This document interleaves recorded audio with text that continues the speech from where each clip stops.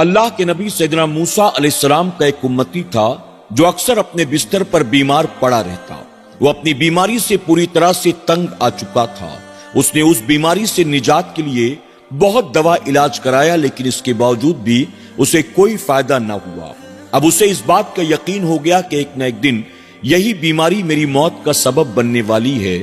اسے موت سے ڈر تو نہیں لگتا تھا، البتہ اس بات کی اسے فکر دن رات ستاتی تھی کہ میں مر گیا تو میرے بعد میرے بیوی بچوں کا کیا ہوگا۔ اس کے گھر میں اس کی بیوی اور 3 چھوٹے چھوٹے بچے تھے۔ ایک طرف اس کی بیماری اور دوسری طرف بیوی بچوں کی فکر۔ وہ گویا پانی میں نمک کی طرح دن رات گھلتا چلا جا رہا تھا۔ ایک مرتبہ اس کے قریبی ساتھی نے اس سے کہا، تم ایک کام کیوں نہیں کرتے؟ تم نے بیماری سے نجات کے لیے بہت دوا علاج کرا کے دیکھ لیا، لیکن تمہیں کوئی فائدہ نہ ہوا۔ ایک بار تم اللہ کے نبی سیدنا موسیٰ علیہ السلام کے پاس جاؤ، میں نے ان کے تعلق سے یہ سن رکھا ہے، وہ اللہ کے نبی ہیں، وہ جو کچھ بھی کہتے ہیں اللہ تبارک و تعالیٰ اس کام کو بنا دیتا ہے۔ وہ جس کے حق میں دعائیں کرتے ہیں اللہ ان کی دعا کو قبول فرما لیتا ہے۔ میں ایسے کئی لوگوں کو جانتا ہوں جن کو موسیٰ علیہ السلام کی دعاؤں سے فائدہ ہوا ہے۔ تم بھی ایک بار جا کر ان سے ملاقات کرو، اپنی پریشانی ان کے سامنے بیان کرو اور اپنے مرض سے شفا کے لیے اللہ کے نبی سے دعا کی درخواست کرو۔ جب اس شخص نے یہ سنا تو اس نے موسیٰ علیہ السلام سے ملاقات کرنے کا ارادہ کر لیا۔ اب وہ اپنے گھر سے جیسے تیسے سفر طے کرتا ہوا اللہ کے نبی سیدنا موسیٰ علیہ السلام کی بارگاہ میں حاضر ہوا، ادب سے سلام کیا اور سلام کرنے کے بعد اپنے آنے کا سبب بیان کر دیا۔ اللہ کے نبی سیدنا موسیٰ علیہ السلام نے اطمینان کے ساتھ اپنے امتی کی باتوں کو سنا، اور سننے کے بعد آپ نے اس کے حق میں کوئی دعا تو نہ کی، البتہ آپ نے فرمایا کہ تو نے میرے پاس آنے میں بہت دیر کر دی، ان قریب موت کا فرشتہ تیری روح کو قبض کرنے کے لیے آنے ہی والا ہے۔ آج کا دن تیری زندگی کا آخری دن ہے، آنے والی آج کی رات تیری زندگی کی آخری رات ہے۔ کل جب صبح کا سورج نمودار ہوگا، اسی سورج کے ساتھ موت کا فرشتہ بھی تیری روح کو قبض کرنے کے لیے آ جائے گا، تو تیرے لیے بہتر ہے کہ تو اپنے گھر واپس چلا جا۔ آج کا بچا کچا وقت اپنے بیوی بچوں کے ساتھ گزار لے، آج کی رات اپنے بیوی بچوں کے ساتھ گزار لے، پھر کل صبح تو ہمیشہ کے لیے ان سے جدا ہو جائے گا۔ جب موسیٰ علیہ السلام کے امتی نے یہ سنا وہ تو کانپ گیا۔ اس نے اللہ کے نبی موسیٰ علیہ السلام سے اجازت لی اور جیسے تیسے لڑکھڑاتا ہوا، گرتا پڑتا ہوا، ہانپتا کانپتا ہوا اپنے گھر والوں کی طرف چل پڑا۔ چلتے چلتے اس نے دیکھا کہ ایک درخت کے نیچے ایک غریب آدمی بیٹھا ہوا ہے جس کے پاؤں میں پہننے کو جوتے چپل تک نہیں ہے۔ اس نے اپنے جسم کو درخت کے پتوں سے ڈھانک رکھا ہے۔ جب موسیٰ علیہ السلام کے امتی نے اس آدمی کی اس کیفیت کو دیکھا، اس کے قریب گیا اور قریب جا کر کہتا ہے کہ بندے، تو نے کپڑے کی جگہ جسم پر پتے لپیٹ رکھے ہیں، آخر وجہ کیا ہے؟ اس پر وہ غریب آدمی اپنی غربت کے بارے میں بتاتا ہے اور کہتا ہے، میرے پاس اپنے جسم کو چھپانے کے لیے ایک کپڑے کا ٹکڑا بھی موجود نہیں ہے، یہی وجہ ہے کہ میں نے درخت کے پتوں کو اپنا لباس بنا رکھا ہے، میں بہت غریب آدمی ہوں۔ جب موسیٰ علیہ السلام کے اس بیمار امتی نے یہ سنا، اس نے سوچا کہ کل صبح سورج نکلنے کے ساتھ ہی میرا انتقال ہو جائے گا، اس کے بعد میرے جسم پر موجود کپڑا میرے بیوی بچوں کے کام نہیں آئے گا، کسی نہ کسی غریب کو وہ صدقہ کر دیں گے، تو بہتر ہے کہ اگر میں اس کپڑے کو اتار کر جیتے جی اس غریب کو دے دوں، اللہ کی رضا کے لیے صدقہ کر دوں، تو اللہ تبارک و تعالیٰ مجھے جیتے جی اس نیک عمل کے کرنے کا ثواب عطا فرمائے گا، اور ویسے بھی کل صبح انتقال کے بعد یہ کپڑا میرے کیا کام آنے والا ہے۔ اب موسیٰ علیہ السلام کا امتی اس غریب آدمی سے کہتا ہے، لا یہ پتوں والا لباس اتار کر مجھے دے دے، اسے میں پہن لیتا ہوں، اور اپنا لباس اتار کر میں تجھے دے دیتا ہوں تاکہ تو اسے پہن لے۔ غریب آدمی نے اپنے جسم سے पत्तों वाले लिबास को निकाला, उतार कर उस शख्स के हवाले कर दिया और उस बीमार आदमी ने अपने जिस्म से एक एक करके कपड़े उतारे और उतार कर उस गरीब को पहना दिया। पहनाने के बाद वो वहां से रुखसत होता है। कुछ दूर जाने के बाद उसने देखा रास्ते में एक कब्रिस्तान पड़ता था। कब्रिस्तान के अंदर उसकी नजर पड़ी तो वो देखकर हैरान रह गया। कब्रिस्तान में एक 6 साल का बच्चा एक कब्र के सिरहाने बैठा ज़ारो कतार रो रहा था। उस बीमार आदमी को उस छोटे से बच्चे पर रहम आ गया। वो कब्रिस्तान के अंदर दाखिल हुआ, बच्चे के करीब गया तो उसने सुना कि वो 6 साल का बच्चा कब्र के सिरहाने बैठा रो रहा है और कब्र वाले से बातें कर रहा है। वो कह रहा है, ऐ मेरे बाप, जब से तू दुनिया से गया है हम तो बिल्कुल बेसहारा हो चुके हैं, हम तो बिल्कुल बेकस और बेबस हो चुके हैं। हम गरीबों की गरीब परवरी करने वाला मानो इतनी बड़ी दुनिया में कोई मौजूद ही नहीं है। हम भूखे हैं, हमारी कोई फिक्र नहीं करता। हम प्यासे हैं, हमारी कोई फिक्र नहीं करता। हमारी गुर्बत किसी को देखी नहीं जाती। हम अपनी जिंदगी जैसे तैसे गुजार रहे हैं। मैं 2 दिन का भूखा हूं, मेरी माँ भी 2 दिन की भूखी है। ऐ मेरे वालिद, अगर आज मुझे कुछ खाने पीने को न मिला तो मैं भी कल तेरे पास आ जाऊंगा। वो छोटा सा बच्चा अपने बाप की कब्र के सिरहाने बैठे रोता जा रहा था और अपनी गुर्बत बयान करता जा रहा था। उस 6 साला बच्चे की इन तमाम बातों को सुनते ही वो बीमार आदमी दहाड़े मार मार कर रोना शुरू कर देता है। उसे अपने बीवी बच्चे याद आ जाते हैं। उसे यूं महसूस होता है कि जो हाल आज इस 6 साला बच्चे का है, कल मेरे बीवी बच्चों का भी वही अंजाम होना है। मैं कल सुबह मर जाऊंगा, उसके बाद मेरे बीवी बच्चों को कौन पूछेगा, उनकी कौन मदद करेगा, उनकी कौन फिक्र करेगा। वो जोर जोर से रोना शुरू कर देता है। वो शख्स रोता हुआ उस छोटे से बच्चे के करीब जाता है, शफकत से उसके सर पर हाथ फेरता है और पूछता है, बेटा, आखिर तुम यहाँ कब्र के सिरहाने बैठे क्यों रो रहे हो? इस पर वो 6 साला बच्चा रोते रोते कहता है कि ये मेरे वालिद की कब्र है। मेरे वालिद का इंतकाल 6 महीने पहले हुआ। इंतकाल के बाद मेरे वालिद के भाइयों ने मुझे और मेरी बेवा माँ को हमारे अपने घर से निकाल दिया। हम बेघर हो चुके हैं। आज हमारा कोई भी पुरसाने हाल नहीं है। 2 दिन से मैं और मेरी माँ हम दोनों भूखे हैं। अब अगर हमें कुछ खाने पीने को न मिला तो कल या परसों हम भी अपने वालिद के पास पहुंच जाएंगे। ये कहता जा रहा था, ज़ारो कतार रोता जा रहा था।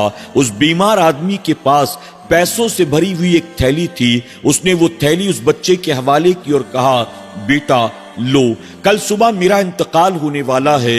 मैंने सोचा था कि शायद मेरा माल मेरे बाद मेरे बीवी बच्चों के काम आएगा, लेकिन इस वक्त मेरे बीवी बच्चों से ज्यादा तुम जरूरतमंद मालूम देते हो। लो, ये पैसे अपनी वालिदा के पास ले जाओ, अपनी गरीबी को दूर भगाओ और अपनी माँ के लिए खाने पीने का इंतजाम करो। ये कहकर वो पैसों की थैली उस छोटे से बच्चे के हाथ में रखकर अल्लाह का शुक्र अदा करता हुआ, आंसू बहाता हुआ वो बीमार आदमी अपने घर की तरफ चल पड़ा। वो छोटा सा बच्चा पैसों की थैली उठाता है, रब का शुक्र अदा करता है और अपनी वालिदा के पास चला जाता है।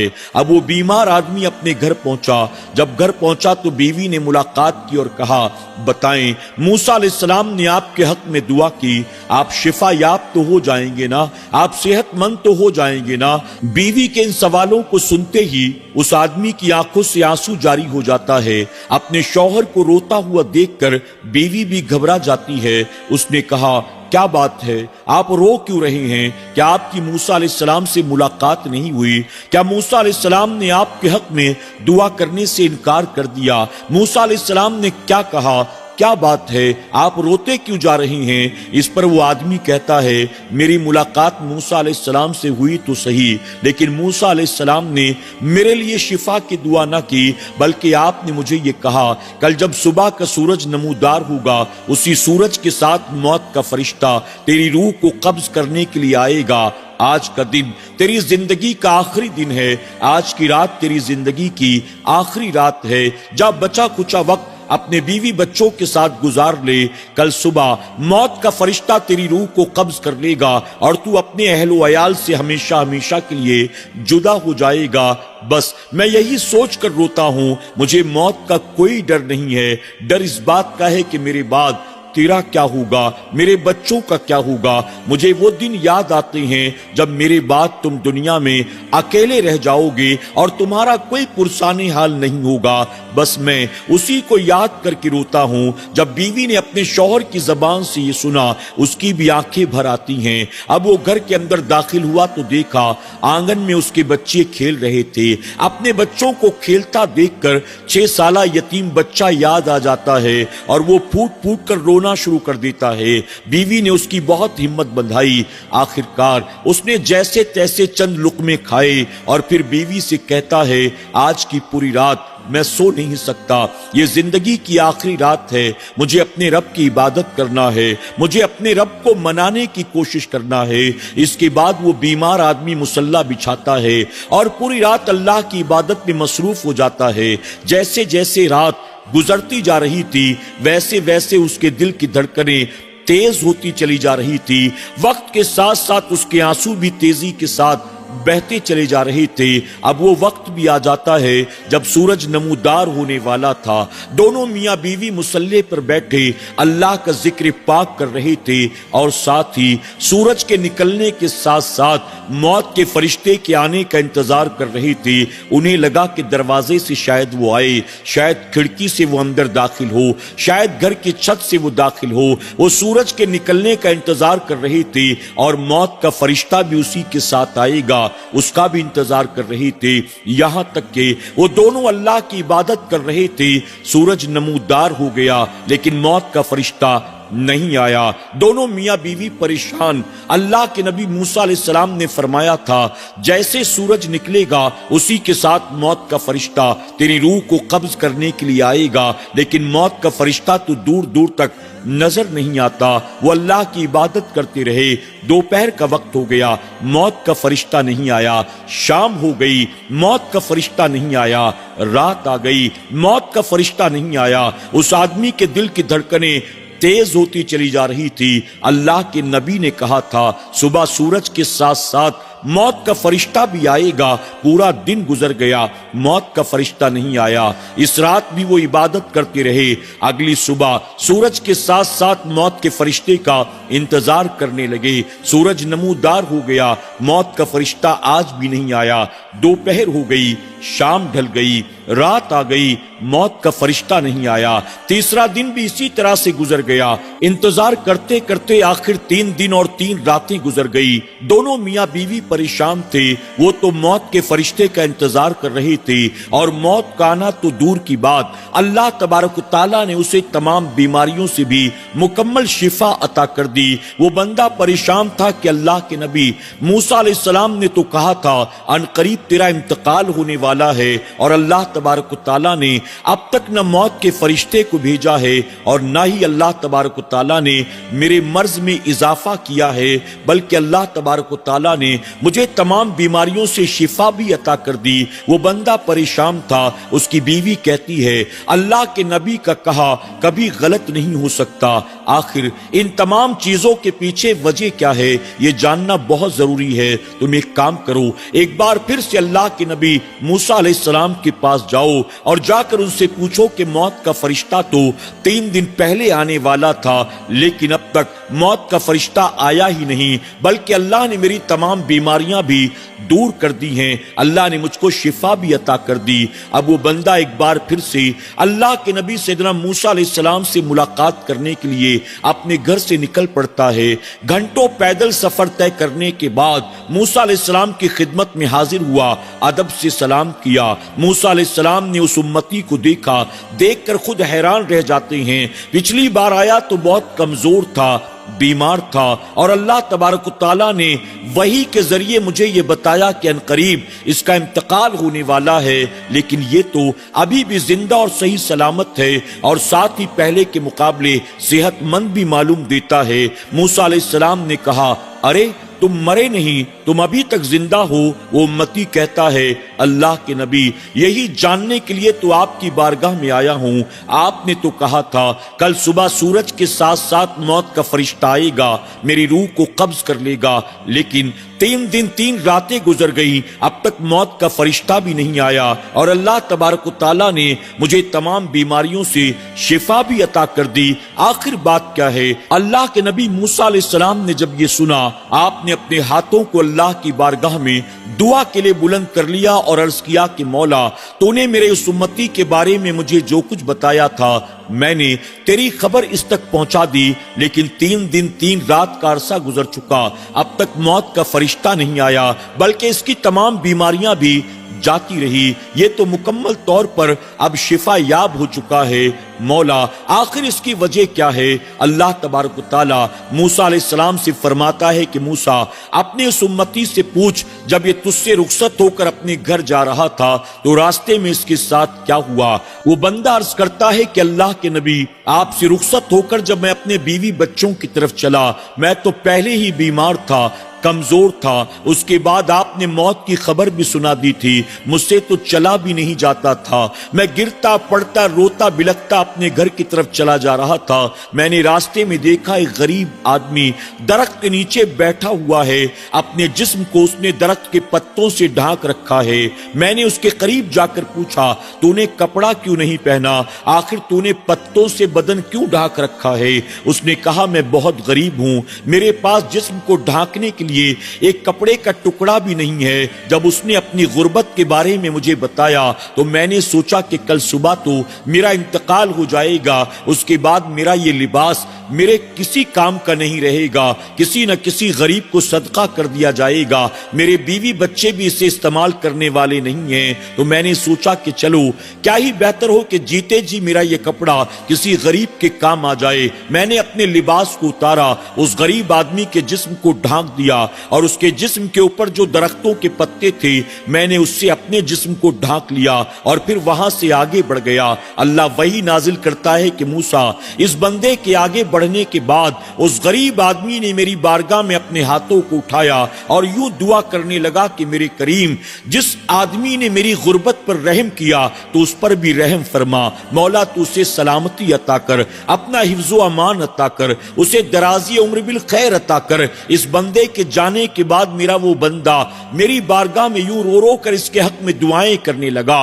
मैंने तो इसकी मौत का वक्त मुकर्रर कर दिया था, लेकिन इसने गरीब को अपना लिबास उतार कर दिया, उसने इसके हक में दुआ की और यही वजह है कि मैंने उसकी दुआ की बरकत से इसकी मौत को टाल दिया। फिर पूछ मूसा, उसके बाद इसने क्या किया? वो आदमी कहता है, फिर जब मैं वहां से आगे बढ़ा तो मैंने देखा एक कब्र के सिरहाने एक छोटा सा बच्चा बैठा जारो कतार रो रहा था। मुझे उस बच्चे पर रहम आ गया। मैं उस बच्चे के करीब गया तो पता चला वो बच्चा यतीम था और ये कब्र उसके अपने बाप की थी। वो 2 दिन से भूखा प्यासा था, अपनी गुर्बत का, अपने भूखे होने का, अपनी बेकसी बेबसी का रोना रो रहा था। जब उस बच्चे को मैंने देखा मुझे फौरन अपने बीवी बच्चे याद आ गए। इसके बाप के इंतकाल के बाद जो इसका हाल हुआ है, कल सुबह जब मेरा इंतकाल हो जाएगा तो आने वाले वक्तों में मेरे बीवी बच्चों का भी यही अंजाम होना है। मैंने इस बच्चे के हाल पर रहम किया, इसकी यतीमी की वजह से इसके सर पर शफकत से मैंने हाथ को फेरा और मेरे पास जो भी माल मौजूद था मैंने इसके हवाले कर दिया ताकि ये अपनी और अपनी वालिदा के लिए खाने पीने का इंतजाम कर सके। अल्लाह वही नाजिल करता है कि मूसा, जब उस यतीम बच्चे के खाने पीने का इसने इंतजाम करने के लिए अपना माल उसके हवाले किया, इसके जाने के बाद वो बच्चा माल को लेकर अपनी बेवा माँ के पास पहुंचा और माँ को आकर सारी बातें बता दी। इसके बाद उस बेवा औरत ने अपने हाथों को मेरी बारगाह में दुआ के लिए बुलंद किया और अर्ज करने लगी, मेरे करीम, जिसने हमें भूख प्यास से बचाया है तो उसे हर तरह के मर्ज से बचा ले, हर तरह की बीमारी से बचा ले। अल्लाह तू उसको सेहत अता फरमा, उसकी उम्र में बरकत अता फरमा। अल्लाह फरमाता है कि मूसा, उस गरीब आदमी की दुआ की बरकत से मैंने इसकी मौत को टाल दिया है और उस यतीम बच्चे और उसकी बेवा माँ की दुआ की बरकत से मैंने इसे शिफा अता कर दी है, मैंने इसको सेहत अता कर दी है। سبحان اللہ۔